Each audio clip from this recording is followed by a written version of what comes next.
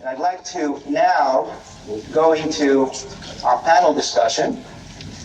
And each one of us knows who these panelists are, but I still want to make a quick introduction and have each one of the panelists speak a little bit about themselves and about their platform. So why don't we start with Ofer Yardeni, who is usually not ready to speak in the mornings, but this morning had enough coffee and is ready to tell us a little bit about himself and a bit about Stonehenge.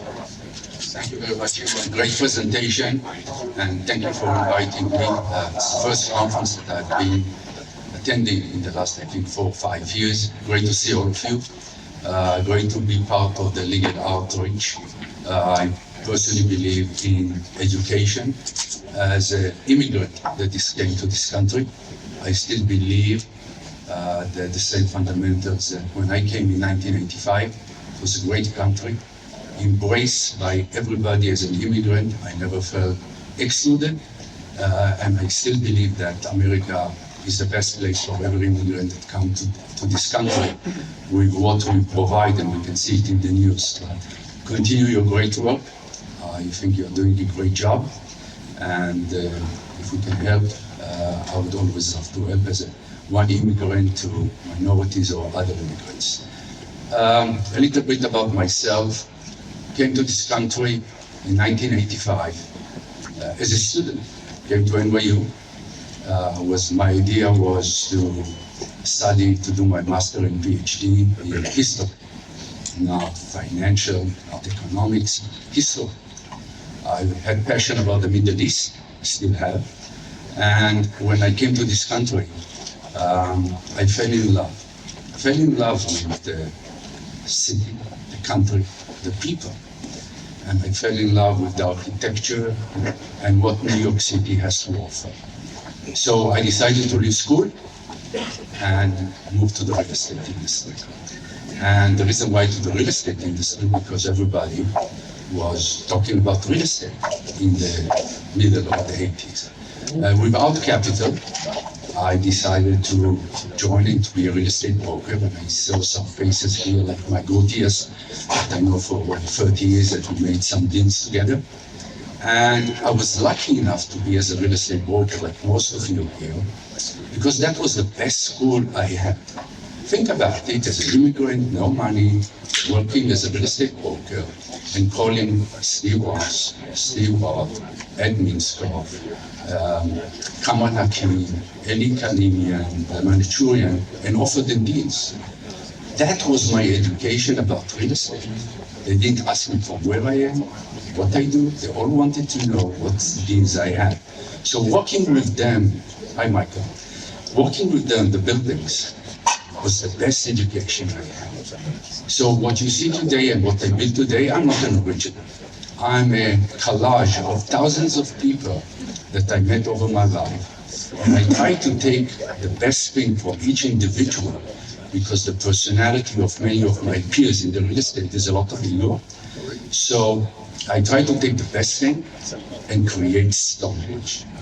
When I started to buy in 1990, in the early 90s, I did not have a vision what I have today. And in fact, one time I was interviewed by the Israeli press, and they called me the Forrest Gump of the real estate. Because it was not like I went to Harvard and I had a business plan and I decided this is what I will do. It was a day after a day, failing after failing. People were hanging the phone on us because we used to call people. It's not like today, but it was a business about people. And early on, I realized that I love people. And the number one that when I created my company, I chose each individual that would work for me. I still do that. And I can tell you that Stonehenge is, if we were playing basketball, we will always be in the playoff, we will always maybe reach the semi-final, because my team is a collective of superstars, but they are working in a harmonious way. So over the years, we acquired over 50 buildings. We sold 23. We are not afraid to sell. We are here to create value to our investors. The returns that we achieved to our investors were close to 19% IRR to multiple over 8-year-old, and we concentrated in the multifamily. Why in the multifamily? It's very, very simple. In the early 90s, with the collapse of the savings and loans, I saw the complete deterioration of office buildings. Office buildings that were paying $300 a square foot for acquisition went for 10, 50, even one building went for $1. But on the residential side, because the leases were for 1 year, occupancy was always 98, 99, because let me tell you something, guys. Crisis in multifamily is not something new. It's not in 2023 we have a crisis. In 1985 we had a crisis. In 1990 we had a crisis. Every year, if you look at the paper, and most of you here are older, and Mike can tell you, we are in a crisis for the last 30 years. So, seeing the crisis in the multifamily, that there is no supply and always more demand. As Shimon said, there are a lot of expression in real estate. Our expression at Stonehenge is that office building owners eat well, but owners of residential sleep well. And my kids and my wife can tell you that sleeping is very important for me. So I'd rather sleep well, and I gravitated to the residential. So over 25 years of buying 50 buildings, selling, creating profit for my investors. Today we have 27 buildings in New York. We have over 3,300 units, close to 6,000 tenants, which I call a community. I can tell you that 50% of the tenants know who I am. My family, all of them live in the Stonehenge building. We are very proud of our brand. And the way we are looking at the multifamily, we are here to provide you life quality. And what do I mean? If you come from overseas as a student, you would live with us. When you will, depends on the location, because your parents will pay the rent. If you graduate, you would live with us in a different area. And then when you start dating, you would live with us, because we will offer give you the ability to transfer from one location. And then you will get married. And our goal, because 70% of the people in Manhattan are still renting, you would live with us. And then you'll have 1 or 2 kids, and you would live with us on a bigger apartment. And you will start making money, you would live with us on Park Avenue. If you have a meltdown and you move to suburbia, and when your kids will go to college, you will come back to us. So we would like to be like the Mercedes-Benz, that we will give you an opportunity to live with us in every segment of your life. We are the Ritz-Carlton of the multifamily. We are not perfect. We are trying to achieve to be the Four Seasons, but hopefully we'll be there one day. But I hope that each one of you will give us a chance to live with us in our 27 buildings in New York. We are very bullish about New York. We have 60 employees in the office. They all come to work 4 days a week, and on Friday, we have the ability to work remotely, and the main reason is because I don't want to come to the office. So you can't lead by not giving an example. And we have over 300 employees altogether in our portfolio. So Stonehenge supports close to 1,500 people and kids and families, and we are absolutely looking to grow, as we are very bullish on New York City, despite the A, B, C, and D, but we can talk about it further. So thank you for having me, and I'm here to answer your questions. Thank you, Ofer. That's awesome. So you have like a building for every period of the person's life. That's amazing. And we're going to talk more about it. Meir, you want to talk to us about immigration from Brooklyn? Yeah, no problem. Brooklyn, New Jersey. I just want to say that I met my wife on the Upper West Side when she was living in the Stonehenge building. There you go. And even after you sold it, it's still called the Stonehenge building, because that was the branding that you created. But it's really hard to follow that whole lineup. But I'm going to try. So my name is Meir Milgraum. I'm at Lightstone. I started not in 1985, but I started about 15 years ago, and I got into the business because, true story, I have 6 brothers, and my mom's a lawyer, my dad's a doctor, classic family, where my brother's an accountant, there's 2 doctors and 2 lawyers. My dad says, what do you want to do?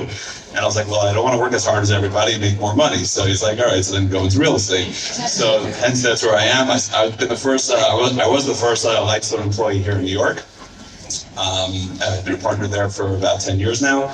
And today, Lightstone's a multifaceted company, multiple platforms, which I'm sure you're going to hit me with soon. We own around the country. We're not just in New York, but we own in about 24 states with 24,000 apartments around the country. We have 50 hotels, tremendous amount of industrial space that we've acquired over the last few years. A lot of retail, and the only thing we actually do not do, and we try to stay away from, is office. Very similar to you. We don't see the. It's really hard to understand something that you collect rent for 4 years, and then you got to give a couple of years of TI in order to invest more money every couple of years in order to actually get rent on it. So I think it's a good thing that we don't own it now, although we wish we didn't own hotels in 2020. But you live and learn. Anyway, so yeah, like Stonehenge, we're also we're on the hunt looking to buy some stuff, and I'm sure we'll talk about a lot of what we're seeing, what we're trying to do as we get going. John, take it away. I mean, you guys are doing your family office more than anything, I think, and you're doing some exciting things, mostly in the office market, but yeah, please take it away. Great. Yeah, it's very hard to follow Ofer and Meir. So, anyways, my name is Tom Ortinau. I handle investments for GFP Real Estate. GFP is family-owned real estate company based in New York City. I'm not part of the Grau family, but I work very closely with them. The Graus, they're primarily a Class B office landlord in the city. Got their roots in the Garment Center on the west side, and now we own buildings throughout the city. We also own other types of properties, industrial, life science. We own some residential. We built the dorm for the new school a few years ago. I'd say we're relatively opportunistic as it relates to the new things that we do. Often Class B office has been the most spectacular play over the last few years, so we're interested in diversifying our portfolio into other things, while we keep, kind of take care of our Class B office portfolio and all the tenants that are part of that as well. I guess, my background is I've been in real estate for about 20 years. I'm an immigrant from St. Louis, Missouri. I came here in 2003 right after the blackout, and I've been here ever since. About 7 years in design construction. I worked in private equity for about 5 years for Prudential Real Estate Investors, and I've been with Graus for about 9 years. I also teach at Shack Institute, so I know some of my students are here. That's great. And look forward to the panel. Yeah, and the nice thing about New York City, that's everybody's coming from somewhere, right? Some people were born and raised here, but most people come from somewhere.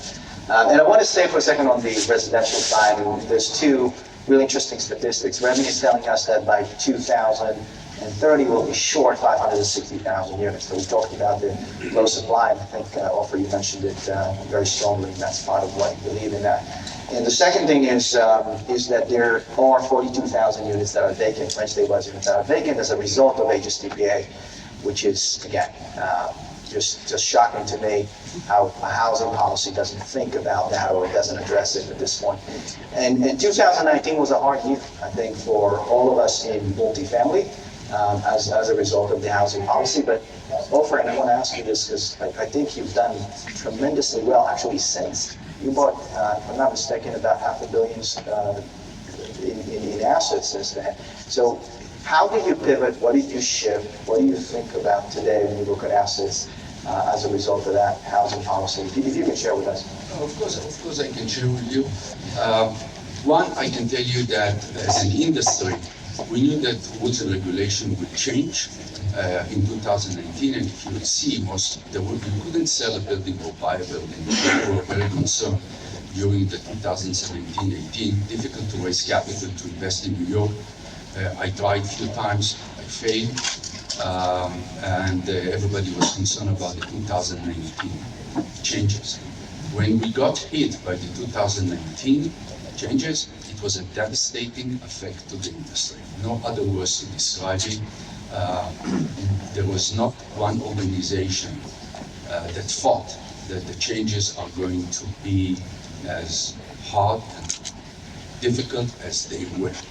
Now, for me, starting at 1995, I still remember that all the units were unstabilized. And you used to make assumptions on growth. And yes, if you did improvement, you got the 140th. So I was not like a newcomer that came and used to have the new laws that we all were very happy about. First, about 2000, the apartment is regulated, and then the 2700. And I can tell you that none of my peers, including myself, were ready for this kind of change. I think that overnight, and if Stonehenge has 3,500 units, 80% were fair market. Although I bought all of them as unstabilized, but over 20 years, you're deregulated and you're making those units through improvements to fair market. We still had 800 units rent stabilized. I think the devastating effect for the industry that overnight values declined by at least 20 to 25%. Overnight. You have to take a loss on your portfolio regardless, because you couldn't anymore make the assumption that once you have a unit for $10,000, you're taking it for $4,000 upon renovation. You couldn't done it. So clearly we had to suffer, but at least we knew what are the rules. Because until 2019, there were no rules. So I said to myself, Sal, what are you going to do? How are you going to continue to build the business? Because all I know is real estate, and I love real estate. But I sat with my team and I said, okay, they changed the law. You're not going to have any more new rent stabilized fair market. What does it mean?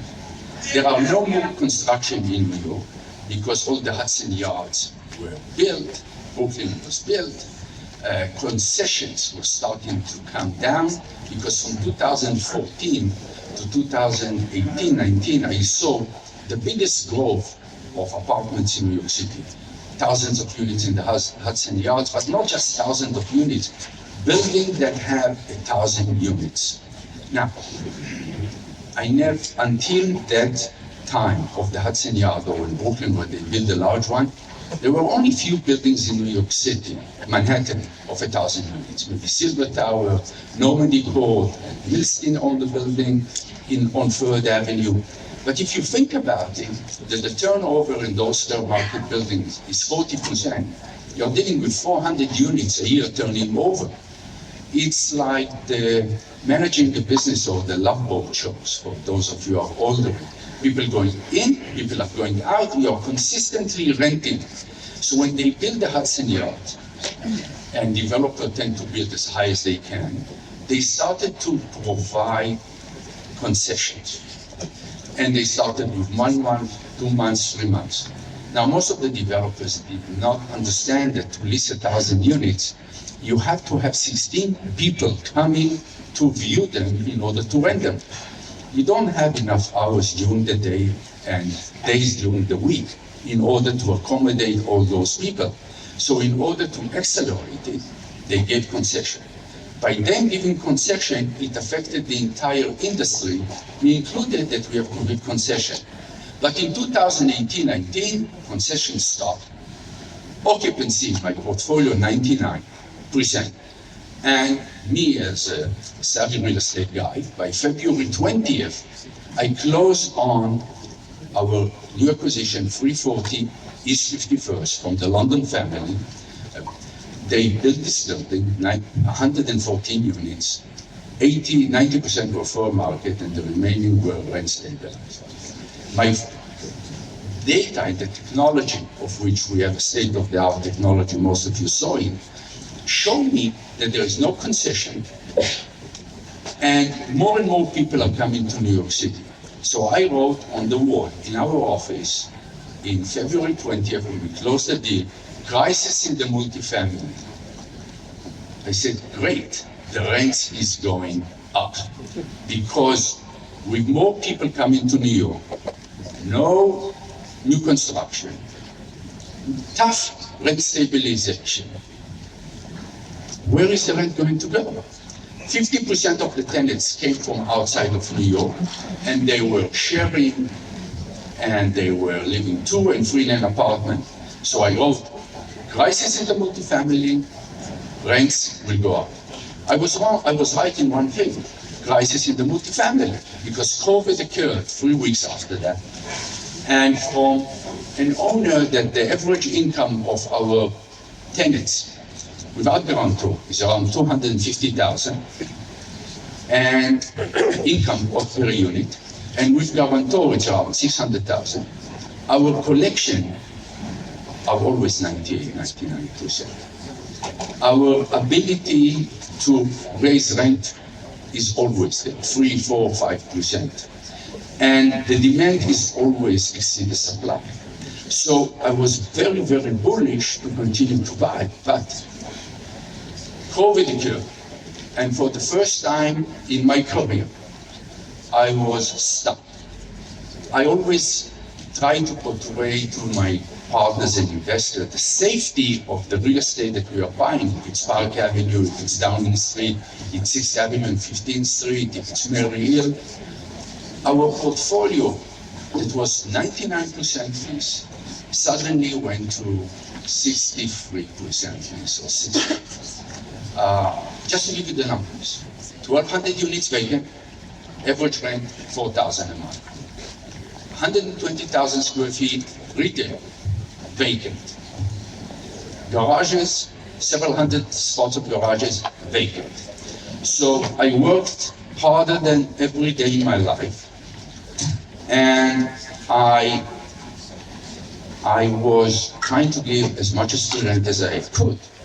And there was, I remember in Christmas, before Christmas, every Friday I had a Zoom with my partners and my team.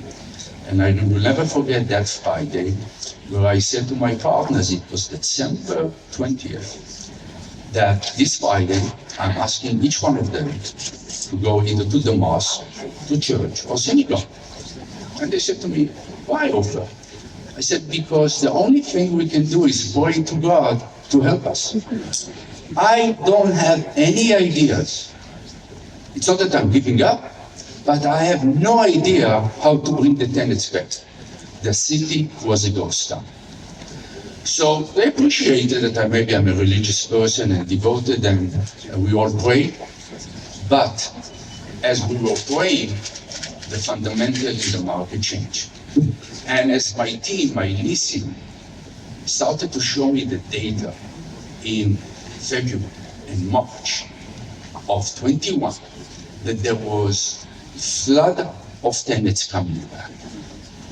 And those of you who saw our data, we did a deal with Salesforce 15 years ago, so we know who are our tenants, from where they're coming, their income, who are they living with. We know how much they are making, how much their parents are making. We know if they have a dog, what's his name. We know the flow to New York City. We know almost everything, so we can assess, and we see the traffic to New York City. For each building, we have the data to collect the traffic. So we saw a huge amount of people coming to New York City. It was young professionals that were tired to live with their parents, and they were looking to come back. So we decided as a group to bet on New York City like the way it was in 1995, and we started a massive acquisitions of property from 920 Park to the Pole to 780 Greenwich Avenue, because we saw the fundamentals are getting stronger and stronger and stronger. New York City is not about beauty of buildings. You want to see beautiful buildings, you go to Paris. New York City is all about you guys. It's the energy, it's the restaurant, it's the Knicks, it's the Rangers, it's the ambiance of New York City, it's the students that are coming back to school. So we saw it, and we started to act, and we started to look at deals and to acquire, and we believe again that the New York City will continue to flourish, especially now with many of the initiatives. So this is why we started to buy. So COVID was an event that we knew it would be over. It's a temporary. The new regulation that passed, that is affecting value for a long term that many owners will never recover from unless there will be modification to certain laws in order to provide new housing for the tenants. And guys, I know the press is here, and usually I don't like to talk to the press, not me personally. I want you to know that everybody is talking about affordable, crisis in the affordable. The crisis is in every segment in the market. If you are paying, if you are Section 8, you have no problem. If you are living in affordable, it's not that you have an abundance, but if you are trying to find a 3-bedroom for $7,000, now some of you it might sound $7,000 a lot of money, but $7,000, you can't find a 3-bedroom. If you want to find a 4-bedroom for a family for $20,000, you can't find it. You can't find for $30,000, for $40,000. The crisis is not just one segment, affordable. Where are you going to live when you get married and you have kids? Unless they do charter schools, unless they create housing for us to live, there is a crisis in every segment in the market in New York City. So let's not just focus on the affordable, let's focus about us. I just want to add to that because we talk about that all the time. And one of the things that really concerns us is everybody talks about this 2019 law, which, was terrible for the entire industry. We all, the values dropped. But what are they going to do? What's going to happen next? When they talk about good cause eviction, when they talk about, they're talking about stricter regulations before they roll back the 2019 regulations. So before even we go to that, what we do in order to provide housing, if we are taking the buildings that were built in the 1960s, ugly buildings, white facade, but great layouts. They were designed by studios and 1-bedroom. Because that's how people live in New York City. You come to New York City, you study, single, you get married, you move to suburbia. Today, we are taking the studios and 1, or the 1 and 1, and creating 3 bedrooms, 3 baths. And we are able to rent them in the Upper West Side, Upper East Side. That's what we need to do here, so you can stay in New York City, so we can make it a vibrant city. Which, as a developer, goes against every grain in our body. That we want to make everything as small as possible, because on a dollar per square foot basis and on a monthly rent. Talk a little bit. Units, Jack. Talk a little bit about development, if you don't mind. You, Mayor. You talk about you guys do development throughout the city. You find the right opportunity, so to speak, the up-and-coming area. I know you build in the Gowanus, I know you bought in the Bronx. So how do you guys do it? So we, first of all, very impressed with all the couple of buildings that I've been to, and there's a mentality there that you live and you breathe in New York. At Lightstone, so we look to do ground-up multifamily in New York.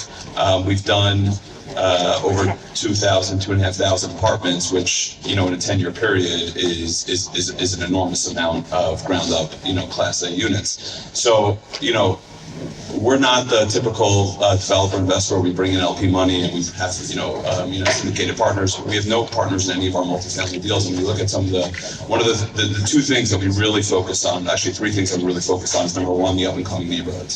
So we were the first ones that went into Gowanus when we did 365 Bond, which is a 500-unit Class A rental building, which we got because of the rent law also. Dutch Kills, which is, everybody comes up with a new neighborhood name. So we're like right next to Long Island City, but we call it Dutch Kills, with Arc and Gantry Park, which are one's a 200-unit building, one's a 500-unit building. And we were there, we opened those buildings, and we were there, and we were outpacing the market, well before a lot of the other buildings came. So we are looking at newer up and coming neighborhoods. And in addition, we're looking to do scale. Sean just came through with a 100,000 square foot building, and it's small. It's not that it's too small for us. We just don't. I just don't know how you get the economies of scale. You have the same super, you have the same manager, you have the same. You're paying for the same elevators, and it's just you need the scale in order to make the money work. And to make the numbers work. So, and the last thing, which goes to what Ofer was just saying, we try to make our units as small as possible, especially the pre-market ones, because, we got to get $1 per square foot up. So, we just, we bought in Mott Haven, we bought into the whole South Bronx, we call it Mott Haven, we're on the waterfront there. We sold one of our sites to Verizon. We have two phases coming, 700 units each. One of them is vested under 421A, the other one's not, but those are, that's our MO, which is 700 units, very large, Class A, small units, tons of amenity space, but that's the only way to make money now. And there's not an applicant, right? I want to know this. You have an opportunity to offer deals to Meir Yeah. that I will never look at, because we are like, they're open completely, we are like the George of We're still Simon. competitors, but just not in that one segment. Why? I don't think we are competitors because New York City is so large. I don't want to buy all the buildings, and I wish you to buy because I don't want to go to a meeting and all the comps are mine. So we are not competitors. There is plenty to share among people. I never felt that the last piece of the last cake should be mine. Other people can have it. I personally do not believe in the model of smaller. I think Americans, as a nation, we like big things. We like big homes. Even football, we call it 7 points. Why 7 points? It should be 2 points. So everything that I believe that the small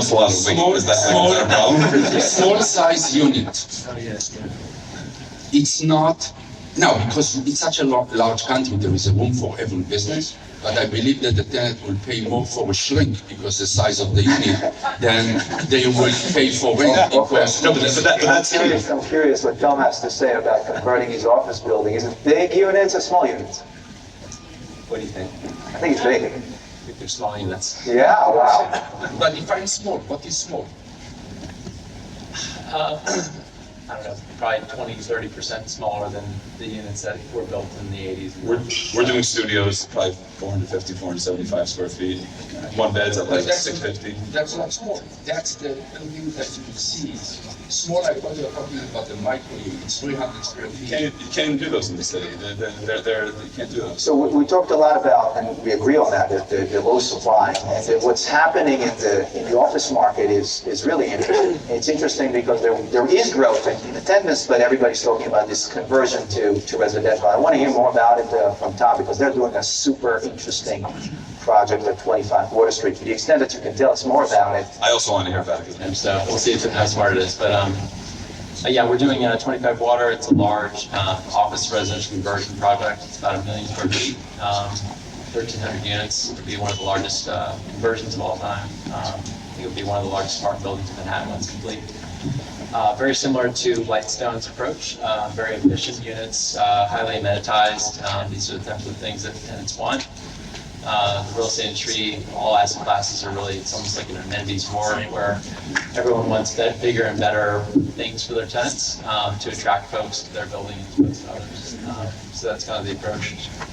Office rent, so often this is a secret that the office market has been suffering.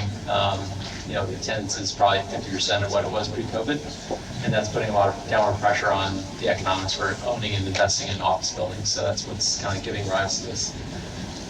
The economics are similar to development. It's actually probably riskier to try to convert an existing building than it is to build ground up. So the cost of capital is fairly high. I'd say most people are pretty reluctant to invest in those projects. Fortunately, we have a great company and a good reputation, so we're able to do those things. We're also partnering with Nathan Berman from Back of the Law, who has a lot of experience doing that type of thing, so that helps a lot as well. This is going to be rentals? It will be a rental product, yes. They do it to taxes. Yeah, that's a great question. There used to be a 421G that doesn't exist anymore, right? Yeah, there's certainly, I think there's an interest from the city and the state to try and incentivize these types of things. you can't just create housing policy overnight. So, we're pursuing our project without those types of incentives. I think there's smart people in the city and the state that are trying to figure out a way to incentivize the creation of more housing. Conversions is one of the ways they'll do that. So I think they're spending a lot of good time on that. Probably won't work through our project, but we'll see. What else can I tell you? I mean, the things that are really important for converting, office buildings to apartments is really a path to vacancy, right? If you have a number of tenants in the building, you can't convert it to apartments. So you need a building like what we found, where essentially the entire building is vacating this year. So that'll give us the path to vacancy. And the other thing is just the cost to acquire it. You really have to buy these things for very, very cheap. This is not a savior for someone who's bought a building for $800 per square foot and the tenants left and now they're trying to save their basis. Cheap is what, 300, 400 a foot? Less? Less than that. Ooh, wow. Yeah, That's so Is that based on an office square foot or? That's aggressive. Seriously, it's a 27% loss factor. Right. no, it's for gross, but that's a lot of factors. It's a loss factor. Oh, you can, got it. So anyways, you can theoretically convert almost anything, but really the path to vacancy and the cost to acquire it are really the gating issues for doing that type of thing. That's awesome, thank you. And I know, you mentioned before about 920 Park, and your rent there is through the roof, right? I mean, I hope they'll go higher. but they're about 100 plus. But again, we really acquired this property during COVID from the original families and other transaction way of Stonehenge NYC building. We like to buy from original families or from some of the institutions that use third-party manager. So we bought it from the family that built 920 in the 1960s, from the granddaughters that you manage it. So during COVID, the garage was vacant, 20 apartments fled New York because of COVID. So she had zero debt on the property, but Ellison, very bright, smart woman. In fact, she told me she saw me the building because she saw me in a conference speaking. So I hope one person here at least will call me and offer me also a deal that I can buy. So we became very good friends, and during COVID, we negotiated, and we agreed to buy the building for 134 million, all cash. Now you're talking about March 2021. I was wondering, who am I going to call for the money? Because I don't have this kind of money. And if I was thinking, if I'll call a few of my investors, they'll think I'm really insane. But thank God, God directed me to the right investors, and with the data that we had, we were able to show them that the best of 920 Park is yet to come. First of all, you have two buildings on Park Avenue that are rented. And if somebody wants to live in this corridor, he's going to pay great school, great church, great synagogue, park. It is really a super location. So we underwrote the deal at around $94 a square foot. Many of the apartments were two-bedroom. And my team was able to convince me with the data that we are going to change the layout of the building. I said to them, what do you mean? They said, we are going big. American loves big. I said, what is big? We are going to go to create 3,000, 3,500 square foot unit. I told them, guys, it's COVID. What are you talking about? They showed me the data, and they showed me, and we underwrote the deal at around $80 to $90 a square foot renter. She was getting 60. And I can tell you that my team were right. We are getting 4 apartments that are 3,000, 3,500, between $30,000 to $40,000 a month rent. Now, why would somebody do that? Because there are no rental apartment buildings on Park Avenue. If they want to rent, and 70%, I want you to live with the idea that 70% of the tenants in New York still rent. New York is a renter. It's a completely different than the rest of the country, that 70 own versus 30 rent. So we were able to list the garage above prices that we thought, and the garage is doing extremely well. We have huge demand for the apartment because people do not want to buy. Because the same apartment that they have to rent, they will have to buy and pay $10–12 million, and it will cost them double. Just for you for statistic, if you rent an apartment in Manhattan, 1 bedroom, it's $4,000 a month cheaper to rent versus to buy. And people are smart, and this is why they're not buying. So we renovated, we became very efficient on the expense side, and we are achieving returns like I never saw before. But why did we buy the building? We paid less than $900 a square foot for the building. Now, most of you are professional, you know that land in the city, in Manhattan, is selling somewhere between $500 to $1,000 a square foot, depends on the location. So to build a building like that, it will be around $2,000 a square foot. So if I'm at 50% below replacement cost, I'm good. If I am 60–70% below condominium prices, I'm a buyer.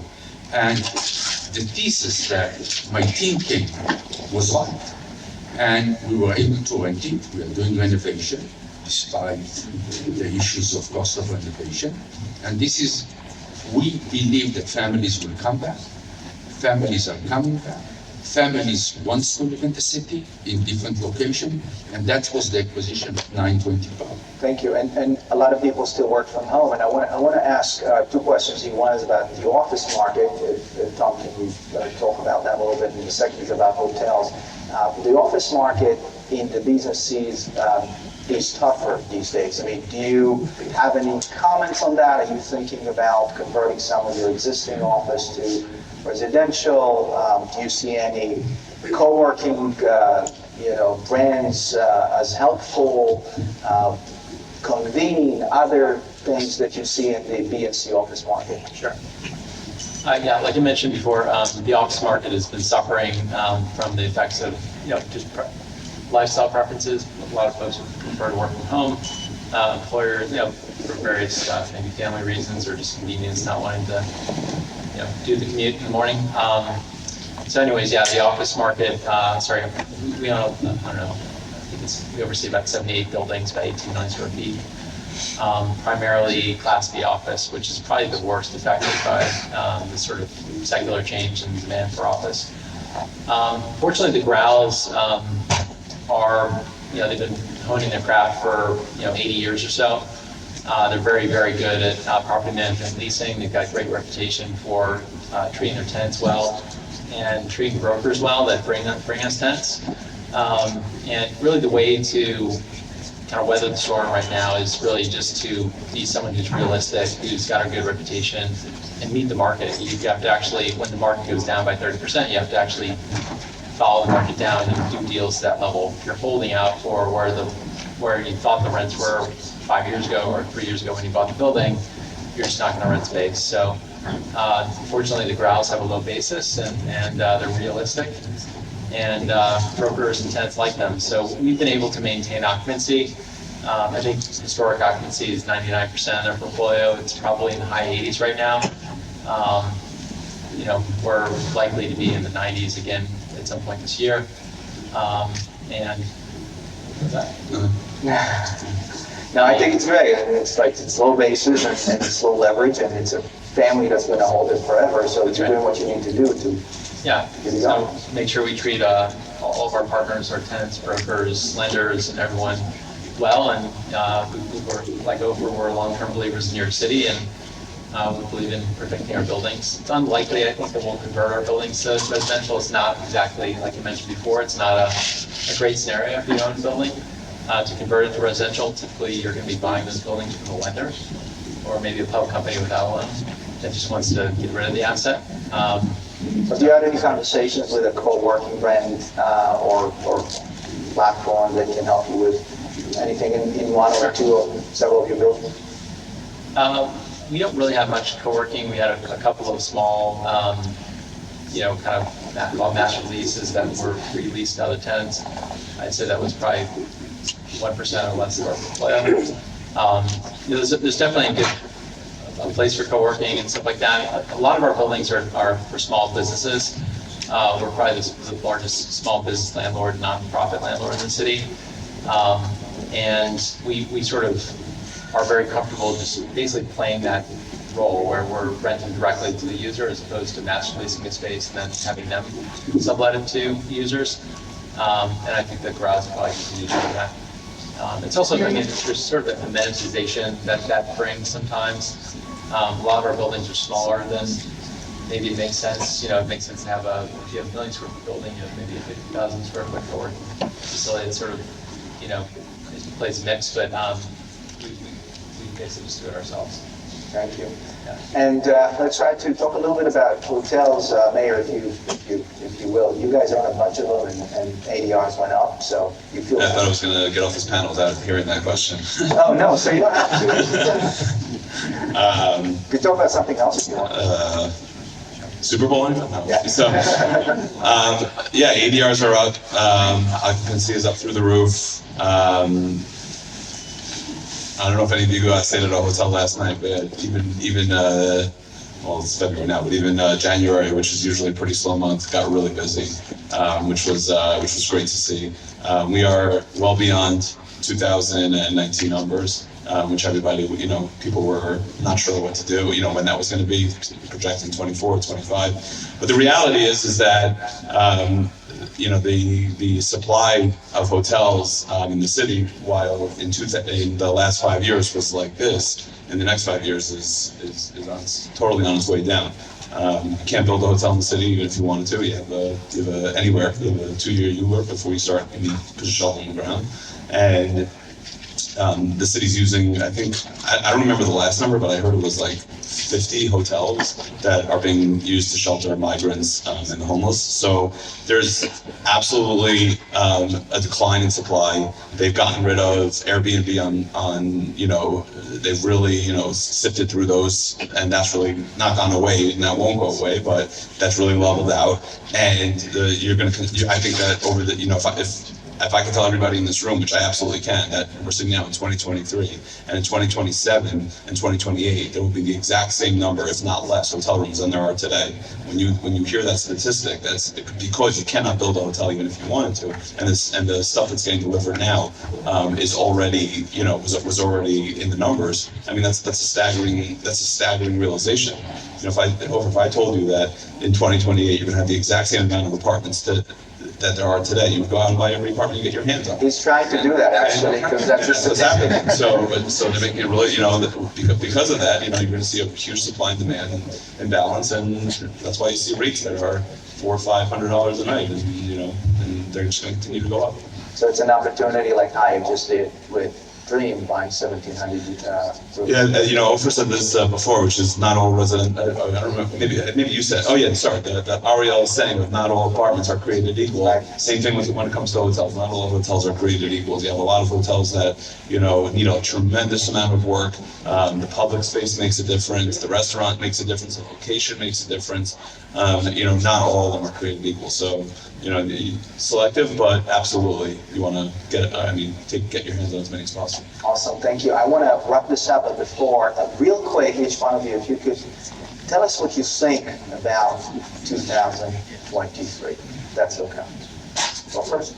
So, I don't know exactly what's going to happen in 2023. It's like if somebody asked me about the war in Ukraine and Russia, if it will happen, or the prices of interest rate, what will happen in 6 months, how they increase. But I can tell you what we are doing. One, we in Stonehenge initiated with our technology the creation of making life for the consumer easy life. And what do I mean? You can today go on our website and in 30 minutes choose a building, choose an apartment, look at the floor plan, sign a lease online, and we will counter online in 30 minutes. So that's the first step that we did on the technology, and I can tell you all our leases are signed online. But what we created now is that what's the future of the multifamily in New York? And I'm speaking especially about the one bedrooms and studio, and some of the two. I believe, and my team convinced me to believe, that the future is furnished units. And what do I mean furnished units? It's that if you are moving to New York, You don't need to buy a TV. You don't need to buy a bed. You don't need to buy anything. You are moving to a Stonehenge building that is furnished living, furnished the way it is at the W Hotel and the way it is the Addition Hotel. We are calling for the generation the wow. Everything has to be wow. And if you look at 15% of our tenants that are students that come from overseas, they are renting online. The same way they book an airline ticket, they are renting online a unit at Stonehenge, and they will rent online a furnished unit because they trust the brand. If you trust the brand, and if we as a community, as the landlords, will provide the right services, therefore we are going to elevate the industry collectively, and the way Zappos or the way Amazon lets you return things. My message to my tenants, if you don't like what we provide, you can leave. So it's the brand name 2023. So that's our initiative, to be better, to accommodate the tenants to do better, to bring the right retail that can accommodate our tenants, that it can create a community. So that's what we can control and we can do. On the acquisition side, we are very, very humble. We believe that most of the investors are like shocked. I mean, 2019, change of the laws, COVID, and then with rise of interest rates. And the problem is that I know the media is sitting here, they read too much the media. And the media never comes and tells a good story. That's the nature. That's the nature of the media. They want to create sensation. We at Stonehenge, it's all about good deeds. Like today with legal outreach, we are raising millions of dollars for slum catering, for Cycle of Survival. We are as a community believe that our job is to try to solve cancer.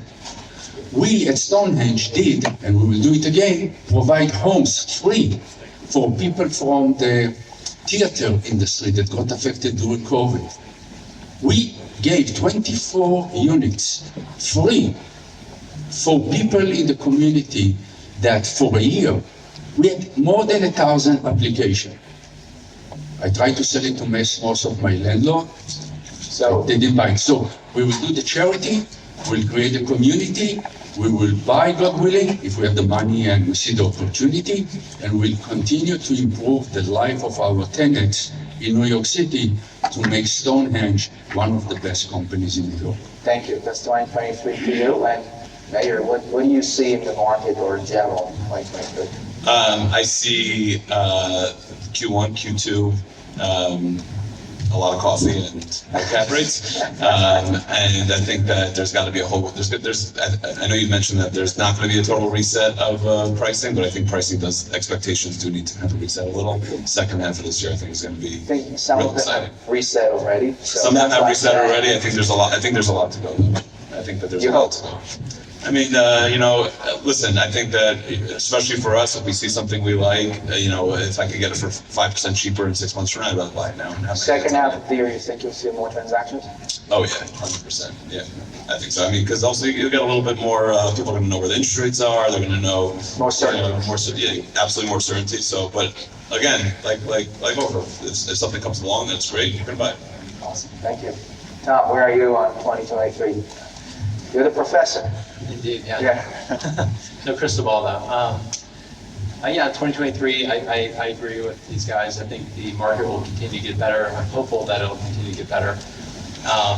The debt market was really in a bad place at the end of last year, and it's certainly improving, and I certainly hope it continues to improve.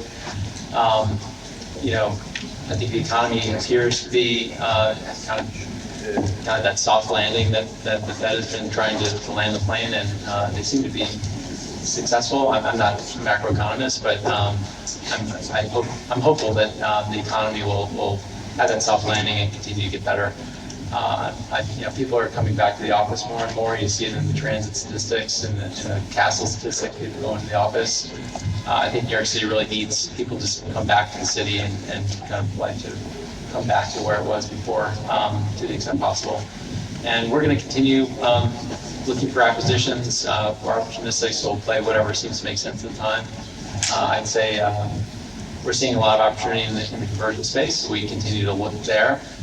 Most of the ones we're looking for are the larger deals, million square foot plus. But we look at everything, and yeah, we're hopeful for New York City. And encouraged that I think the governor's doing a good job. I think the mayor has the right vision as well, and I'm hopeful they'll continue collaborating together to help bring the city back to where it was in the past. Thank you so much, Tom. I know we've been trying to work with your group, Vig and I, years ago, and you've been fantastic at trying to structure deals and be smart about it and be creative. So that has been a pleasure. And Mayor, I know you work with all of us, including Sean, and especially in Brooklyn. And you both have a tremendous amount of insight. And Ofer, thank you so much for all of your remarks about the housing market and about Stonehenge and about how you see tenants and so on. This has been great, and we're wrapping it up. And I want to thank you for coming in, and thank you everybody for being here.